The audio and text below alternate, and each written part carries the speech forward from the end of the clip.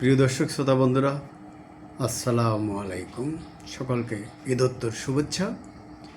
বন্ধুরা, আওয়ামী লীগ স্বাধীনতা সংগ্রাম এই নেতৃত্বদানকারী দল, এই দলটি স্বাধীনতার 3 বছরের মাথায় এক মহা বিপদে পড়েছিল।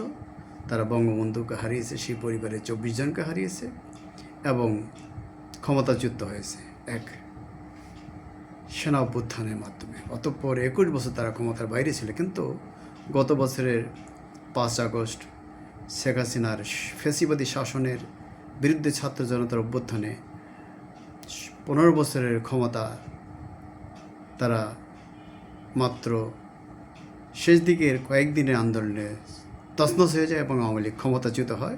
শেখ হাসিনা ভারতে পালিয়ে যান। এবারে কিন্তু আওয়ামী লীগ আগের চেয়েও বড় ধরনের বিপদে পড়েছে।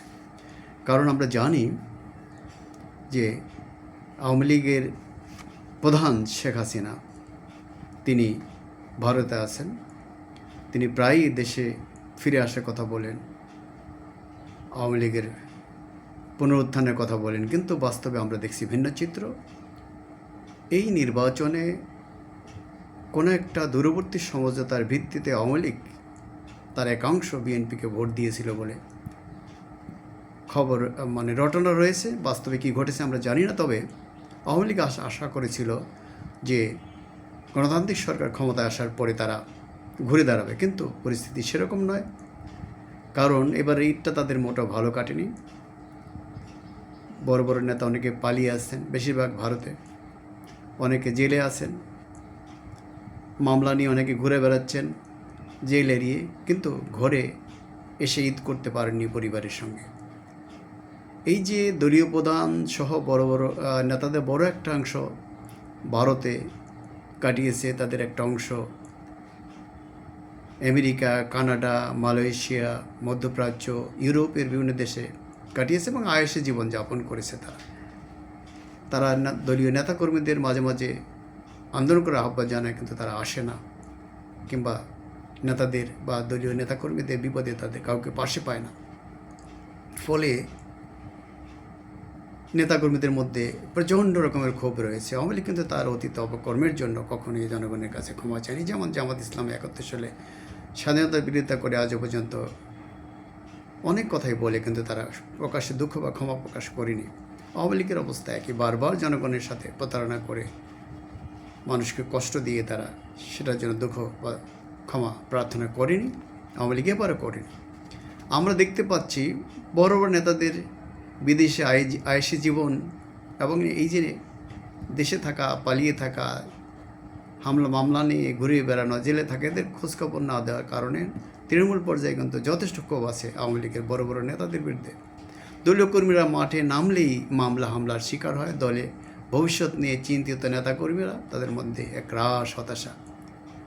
দেশে থাকলেও অনেকে বাড়িতে ঈদ করতে পারেননি, পালিয়ে ঈদ ও ঘুরে বেড়ানো কোনো লক্ষণ, ঘুরে দাঁড়ানোর কোনো লক্ষণই দেখা যাচ্ছে না।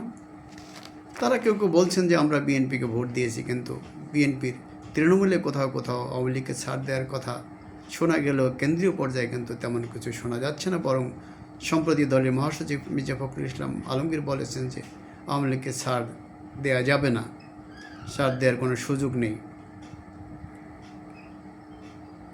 অর্থাৎ আওয়ামী লীগে ঘুরে দাঁড়ানো কিংবা বিএনপির সহযোগিতায় রাজনীতির মাঠে ফিরে আসার সম্ভাবনা কতটুকু সেটা এখনও বলার সময় আসেনি, কিন্তু সুযোগ খুবই কম বলে মনে হচ্ছে। তবে সম্ভাবনা নাকচ করে দেয়া যায় না। এসব কারণে দলের নেতাকর্মীদের মধ্যে অনেক হতাশা। এই যে কারাগারে থাকা, গা টাকা দিয়ে বিদেশে বা দেশে থাকা, রাজনীতির স্বার্থ ছাড়ার কথা ভাবছেন অনেকে অন্য দলে ভিড় জমাচ্ছেন। এই যে আওয়ামী লীগের যে এই দুরবস্থাটা আমরা দেখছি, অর্থাৎ আওয়ামী সমর্থক, রাজনৈতিক আমলা, ব্যবসায়ী, সেনা কর্মকর্তারা যারা পালিয়ে গেছে বিদেশে অঢেল টাকার মানে চুরি বাটপারি লুটপাট করে, তারা ভালো আছেন, আয়েসে জীবন কাটাচ্ছেন। শেখ হাসিনা সহ আর বাকিদের কিন্তু অবস্থা ভালো নয়। আওয়ামী লীগের যারা বুদ্ধিজীবী, সাংবাদিক, বিশেষ করে সাংবাদিকতা একটা বিরাট অংশ, খুনের এবং অন্যান্য মামলার শিকার হয়েছেন, তাদের বিরাট একটা অংশ জেলে আসেন, একটা অংশ জেলে আসেন। সম্প্রতি আমরা দেখলাম যে একজনকে জামিনে মুক্ত করা হয়েছে, আনিস আলমগীর। আনিস আলমগীর খুব একটা ভালো সাংবাদিক কিংবা বড় কিছু তা নয়, তারপরও সে দলের জন্য নিবেদিত। তার ব্যবহার ভালো না, লেখনী খুব একটা ভালো না, তার চেহারা ভালো, মনটা খুব একটা ভালো বলে মনে হয়নি। কিন্তু সরকারের আদালতের নির্দেশে তিনি জামিন পেয়েছেন। সরকারের সদিচ্ছা থাকতেও পারে। তার একটুখানি প্রমাণ আমরা পেয়েছি যে ঈদের দিনে প্রধানমন্ত্রী তারেক রহমান স্বয়ং ফোন করেছেন আনিস আলমগীর, তার স্বাস্থ্যের খোঁজখবর নিয়েছেন এবং ঈদের শুভেচ্ছা জানিয়েছেন। তার স্ত্রীরও স্বাস্থ্যের খোঁজখবর নিয়েছেন, শুভেচ্ছা জানিয়েছেন।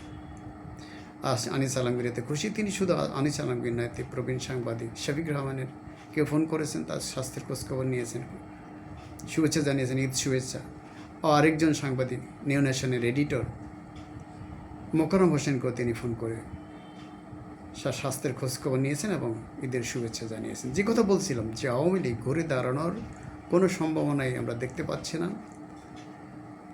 কিন্তু সম্ভাবনা একেবারে নাকচ করে দেওয়া যাচ্ছে না। কারণ কিছুদিন আগে যে গুলিবিদ্ধ হয়ে নিহত হয়েছিলেন হাদি, ইনকিলাব মঞ্চের নেতা হাদি, তিনি বলেছিলেন যে যদি বিএনপিকে বেশি ঠেলাঠেলি করা হয়, তারা আওয়ামী লীগের দিকে, ভারতের দিকে ঝুঁকে যেতে পারে। এটা অসম্ভব সত্য কথা। জামাত যদি ঘরে বাইরে আন্দোলনে যেসব হুমকি দিচ্ছে, তাহলে বিএনপি বাধ্য হয়ে আওয়ামী লীগকে ছাড় দিয়ে জামাতকে মোকাবেলা করার চেষ্টা করবে। কিন্তু আমরা জানি জামাত বিএনপির দীর্ঘদিনের মিত্র। জামাত বাংলাদেশের রাজনীতি করার সুযোগ পেয়েছে প্রেসিডেন্ট জিয়াউর রহমানের বদান্যতার গুণে। তারা বিভিন্ন সময় বিএনপির সঙ্গে মিলে দেশ পরিচালনা করেছে একাধিকবার এবং ভোটও করেছে। যদিও তারা ৮৬-তে বা ৯৬-তে আওয়ামী লীগের সঙ্গে থেকে বিএনপির বিরুদ্ধে আন্দোলন করেছে। তবুও অনেকেই বলছেন যে আসলে বিএনপির সঙ্গে আওয়ামী লীগের চেয়ে জামাতের সক্ষতা বা খাতিরের সম্ভাবনা বেশি। এখন আন্দোলন ভাব দেখালো, একসময় আবার জামাতের সঙ্গে তাদের সেই পুরনো সম্পর্ক প্রতিষ্ঠিত হবে এবং তারা গলায় গলায় চলবে। কিন্তু আবার অনেকে বলছেন যেহেতু জামাত এবারে ক্ষমতায় আসার একটা বিরাট সম্ভাবনা হারিয়েছে, ফলে জামাতের আর বাংলাদেশের রাজনীতিতে ক্ষমতায় আসার সম্ভাবনা নেই। তাদের দেশের রাজনীতি টিকে থাকতে হলে বিএনপির সাথে বন্ধুত্ব করেই থাকতে হবে। ফলে জামাত যদিও কখনোই আওয়ামী লীগের যেমন সরকার ঘেঁষা বা গৃহপালিত বিরোধী দল জাতীয় পার্টি কিংবা তারও আগে জাসদের মতো হবে না, জামাত আন্দোলন একটা ভাব করবে, রাজনীতির ময়দান গরম রাখতে চাইবে, জনসমর্থন পাওয়ার চেষ্টা করবে এবং বিএনপিকে হারিয়ে তারা ক্ষমতা আসার চেষ্টা করবে। যদিও সেই সম্ভাবনা এখন কম, কারণ আগামী 5 বছরের মধ্যে হয়তো ধীরে ধীরে আওয়ামী লীগ বাংলাদেশের রাজনীতিতে ফিরে আসার চেষ্টা করবে। এবং জামাত যদি বিএনপিকে বেশি যন্ত্রণা দেয়, কষ্ট দেয়, ঝামেলায় ফেলতে চায়, সেক্ষেত্রে ট্রাম্প কার্ড হিসেবে বিএনপি আওয়ামী লীগের সাথে ধীরে ধীরে সম্পর্ক পুনঃপ্রতিষ্ঠা করার চেষ্টা করবে। যদিও আওয়ামী লীগের দ্বারা বিএনপি যথেষ্ট নির্যাতিত হয়েছে, জামাত তো আওয়ামী লীগের দ্বারা নির্যাতিত হয়েছে, তাদের সিনিয়র নেতাদের ফাঁসি দিয়েছে, ভাগ্যক্রমে বেঁচে গেছেন কাদের মোল্লা, ভাগ্যক্রমে বেঁচে গেছেন আজহার। বন্ধুরা, আমাদের চূড়ান্ত অবস্থা দেখার জন্য অপেক্ষা করতে হবে। ধন্যবাদ সবাইকে। টিভি রানা এবং নিউ বাংলা টিভির পক্ষ থেকে আপনাদের স্বাগতম, শুভেচ্ছা, ঈদ মোবারক, খোদা হাফেজ।